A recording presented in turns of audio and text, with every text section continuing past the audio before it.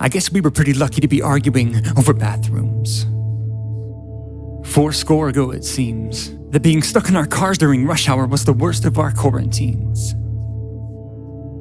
When we washed our hands when it was convenient. When we went outside for reasons beyond just to see if we still can. When sitting next to each other staring at our phones was the only social distancing we practiced. When bad calls against our teams were the most egregious of our grievances. We forgot. There will be death. We've always been plagued by pestilence. The stench of tyranny has always wafted through our consciences. The trenches of warfare have always swallowed the bravest of us. Hurricanes have always been chasing us, and where they can't reach, the earth still shakes us. We are haunted by holocausts and the ghosts of gulags in the killing fields. Ravaged by cancers and smallpoxes with large body counts. Scarred by martyrs jabbing airplanes into our arteries. We are slaves and masters, sashaying amidst knaves and massacres. We are log cabins, charred by fires and foraged by floods. There will be blood. If you're like me, you've had some spare time to mull your mortality. The scourge of our sentience, the curse of becoming literate of our livelihood is learning that every life story will end with a death sentence. Perhaps more perplexing, if we're just random collections of cells, why do we even care if those cells become infected? If we're just passengers on a sinking ship, why does it matter when the torpedoes come? There will be ambushes. This is not what my 2020 vision looked like. This is not how I wanted to grace the pages of history.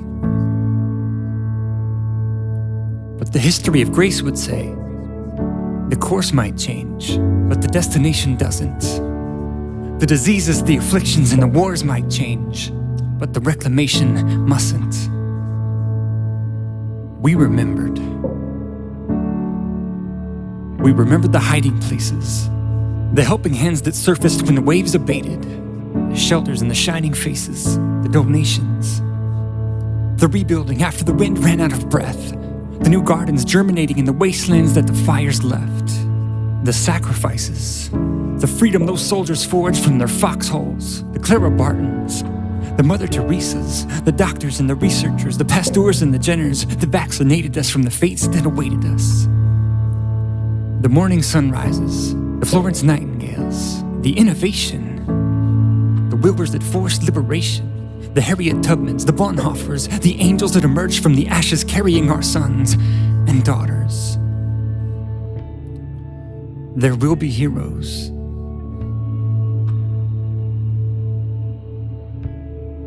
We don't always get to choose our battles, but we always get to choose which side we're on. We're all the cough and the cure. Every body counts. I guess now we find out what happens when the only thing emptier than the aisles are the streets, and the only thing fuller than our feeds are the hospital beds. We're gonna have to reach past these devices we hold at arm's distance and reach into an armistice. We're gonna have to spend our courage on something besides Twitter. We're gonna have to retrofit our hearts and start using them for what hearts are for. Because beyond these backlit screens is a world that needs us more than ever. This is not just a live stream of data to agonize to. This is our occasion to rise to.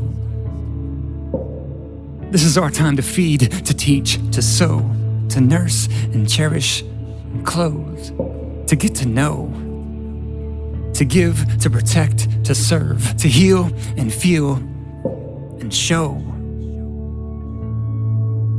There will be heroes. And if death knocks on our door, let it find us by the side of someone that we would die for.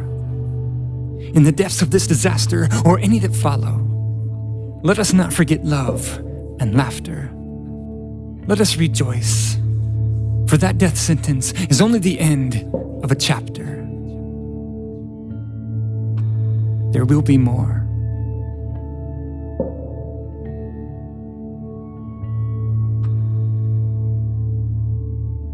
There will be more.